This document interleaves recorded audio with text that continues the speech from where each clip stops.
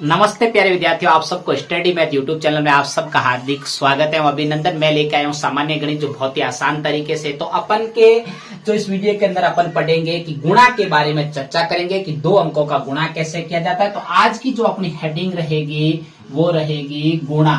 कितना अंकों का? दो अंक के गुणा की हेडिंग रहेगी कि दो अंकों का गुणा कैसे किया जाता है। बहुत ही आसान तरीके से करेंगे अपन, क्योंकि थोड़े बड़े गुणा है, इन गुणाओं को करना भी अपन को आना चाहिए। तो चलिए आइए अपन गुणा की शुरुआत करते हैं, क्योंकि गुणा के बिना गणित अधूरी है।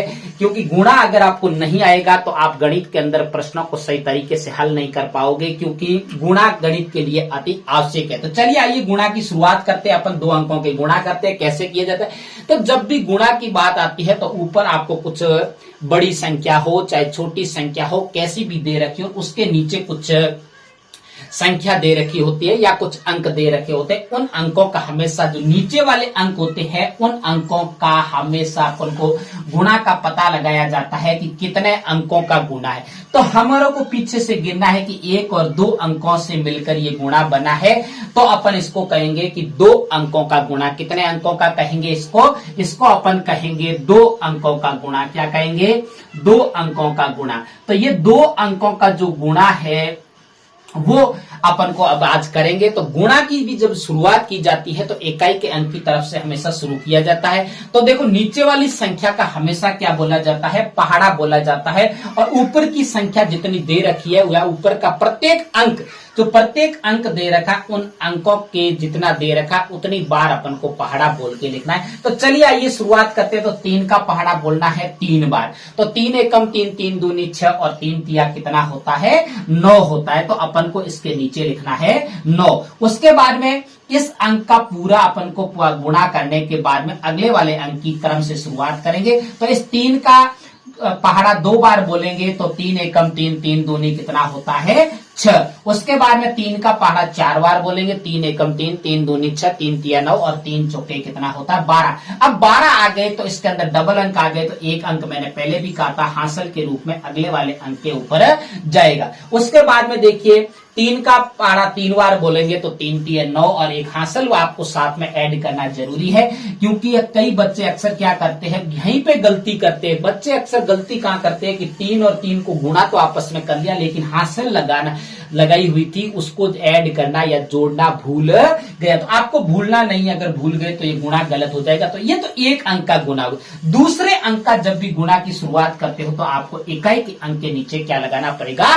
क्रॉस का चिन्ह लगाना पड़ेगा। और उसके बाद में अब वापस वही क्रम वाइज कि 2 का अपन को पहले 3 से गुणा करना है। तो 2 का पहाड़ा कितनी बार बोलना? 3। तो 2 तिया कितना होता है? 6। कितना होता है? 6। उसके बाद में 2 का पहाड़ा 2 बार बोलना है। तो 2 दूनी कितना होता है? 4। और उसके बाद में 2 का पहाड़ा 4 बार बोलेंगे तो 2 चौके कितना होता है? 8 होता है। कितना होता है?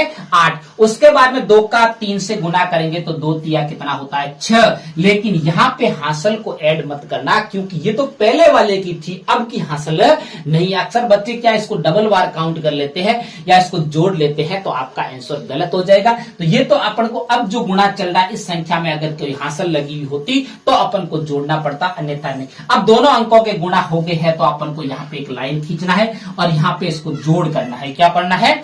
जोड़ करना है। तो 9 का कितना होता है? 9। उसके बाद 6 और 6 कितने होते हैं? 12 और हासिल लगी करने वाले अंक के ऊपर एक। अब इसका कोई लेना देना नहीं, अपन को तो केवल इतनी सी 2 लाइनों के मध्य जो अंक दे रखे या संख्या दे रखी है उनको अपन को जोड़ना है। 2 और 4 कितने होते हैं? 6। 6 और एक हासिल कितना होता है? 7। हासिल साथ में जरूर जोड़ते रहना। 0 और 8 कितना होता है? 8 और 6 और 1 कितना होता है? 7। तो ये आपका आंसर आ गया है कि 3423 को जब 23 से गुणा किया जाता है तो आपका जो आंसर प्राप्त होता है 78729 प्राप्त होता है। ऐसे भी पता लगा सकते हो, इकाई, दाई, सैकड़ा, हजार और 10,000, मतलब कि 78729। मुझे उम्मीद है कि आपको ये दो संख्याओं के या दो अंकों का गुणा बहुत ही आसान तरीके से समझ में आया। चलिए अपन दूसरे गुणा की शुरुआत करते। थोड़ा सा इससे हटके अलग गुणा है, क्योंकि इसके साथ में शून्य आया है। तो अक्सर कई बच्चे क्या करते हैं, यहाँ बहुत गलतियां करते हैं और मैं देखता हूं गलतियां इनकी, कि लगभग 50% बच्चे ऐसे होते हैं जिनको इनकी यहाँ गलती होती है। 0 आते ही बच्चे अक्सर क्या करते हैं, 4 का 0 से गुणा किया और यहाँ 4 लिख देते हैं और ये गलत हो जाता है। आप एक बात में हमेशा के लिए याद रख लेना कि जब भी आप कोई शून्य को किसी भी संख्या से या किसी भी अंक से गुणा करने पर आपका उत्तर हमेशा के लिए शून्य ही आएगा। ये आज नहीं, हमेशा के लिए ये बात याद रख लीजिए कि 4 का जब 0 से गुना किया जाता है तो आपका उत्तर क्या आएगा, 0 या शून्य। उसके बाद में 4 का 3 से गुणा करोगे तो देखो 4 3 12, 12 का 2 और हासिल कितनी लगी, 1। अब देखिए अगले वाले अंक पे हासिल लगा दी। मैंने अभी अभी आपको कहा और सर आप कहोगे कि सर यहां तो 0 आना चाहिए, आपने अलग कैसे लिख दिया। तो बात आपकी सही है कि जब 4 का आप 0 से गुना करोगे तो आंसर कितना आएगा, 0। लेकिन इसके ऊपर एक हासिल है तो इसको जोड़ना पड़ेगा। 0 के साथ में आप 1 जोड़ोगे तो आंसर 1 आएगा। यहां पे कितना आएगा, 1, 0 नहीं आएगा। क्यों नहीं आया, क्योंकि यहां इसके ऊपर हासिल थी और हासिल हमेशा जोड़ी जाती है। तो गुणा तो यहां किया, देखो 4 का 0 से गुना किया तो कितना आया, 0। लेकिन इसमें हासिल एक 0 के साथ में जोड़ी तो आंसर कितना आया, 1। अक्सर बच्चे यहां पे बहुत गलतियां करते हैं। अपन को गलतियां नहीं करनी, अपन को हर एक एक बात पे मनन करना है और सीखना है कि अपन को आगे क्या करना है।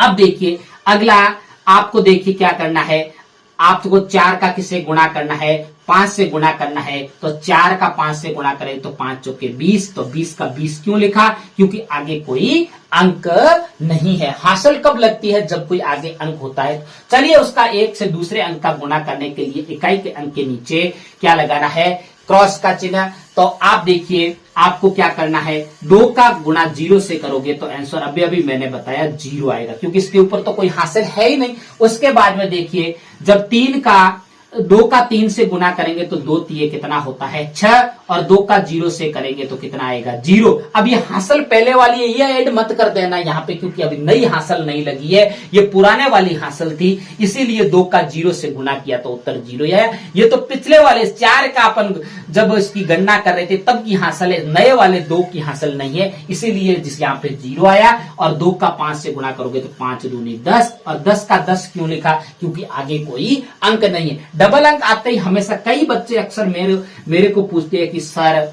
ये अब हासिल वाली जोड़ का पता कैसे लगाएंगे, या हासिल वाले गुणा का पता कैसे लगाएंगे। नहीं बता सकते कि सर पूछते हैं कि सर ये हासिल की जोड़, हासिल वाली जोड़ है या हासिल वाला गुणा है। अब आपको ही पता लगाना है कि एक बात मेरी हमेशा के लिए याद रख लेना कि जब भी डबल अंक आता है तो हमेशा डबल अंक आते ही आगे वाला जो अंक होता है वो हासिल के रूप में जाता है। अपने आप आपको पता चलेगा, ये नहीं पता चलता कि ये हासिल वाली जोड़ है या हासिल वाली गुणा है, पहले अपन पता नहीं लगा सकते। तो ये अपने आप पता चलेगा कि जब भी डबल अंक आएगा तो आगे वाला अंक हमेशा हासिल के रूप में और पीछे वाला अंक हमेशा नीचे रखा जाएगा।